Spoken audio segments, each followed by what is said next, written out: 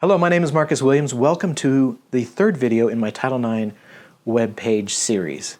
We've talked about the who, the why, the what, the importance of communicating your message. Let me dive into some examples.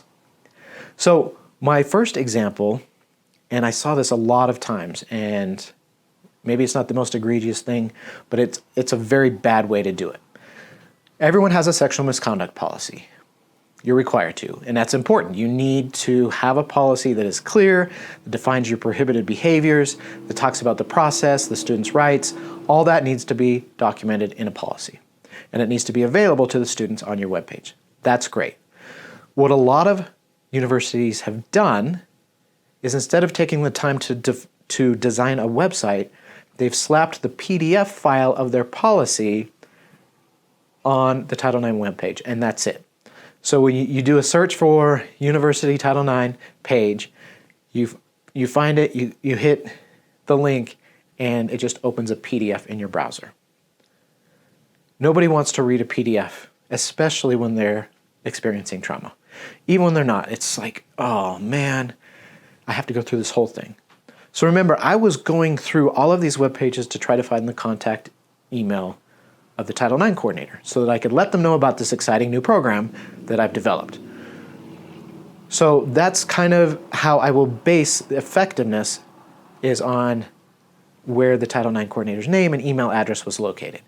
Because that's very important. If a student is coming to you for help, they need to know who to contact.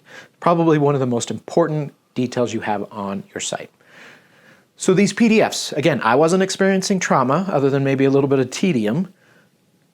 So I would open up a search bar in the PDF. I would search for Title IX coordinator, and these are all logical steps, something someone experiencing trauma is unable to do. And there would be 50 results.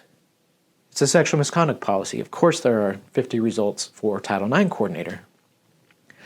So I would start going through the results. Sometimes it never listed a contact information anywhere in the policy. Most of the time it did, but it was buried. It would be out of 50 results, it would be number 37. And that's buried down on page 28. Do you think someone experiencing trauma can go through that many search results in order, let alone think of the search term, but then go through that many in order until they find the actual name and contact information for the person they need to call? At that initial moment, they don't care about all that other stuff. It's not important to them right now. It will be in the future, but right now, all that is important is who do I tell? Who do I go to for help? And that's buried on page 28, the 37th time that search term is mentioned. So a lot of organizations had the good way to do it is you need a link to that policy. So it's okay to have that policy as a PDF and have it open so that they can download it. There's nothing wrong with that, or you can just have it in a web page. But the effective web pages had that as a link. You go to their homepage, and then there's a link to the sexual misconduct policy. And they can, when they're ready, later after they've gotten initial help, they've gotten through that initial stage of trauma, and they're thinking clearly, they're able to read and digest information, they can easily find the policy and they can read it and go through it. It was there, it's available, but that should not be your entire homepage.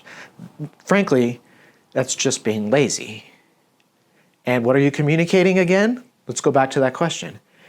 You're communicating that you don't care enough about sexual misconduct to take the time to build a real web page. So how much can someone trust that you're going to care that they were sexually assaulted or accused of sexual misconduct? All right, I will see you back for video 4.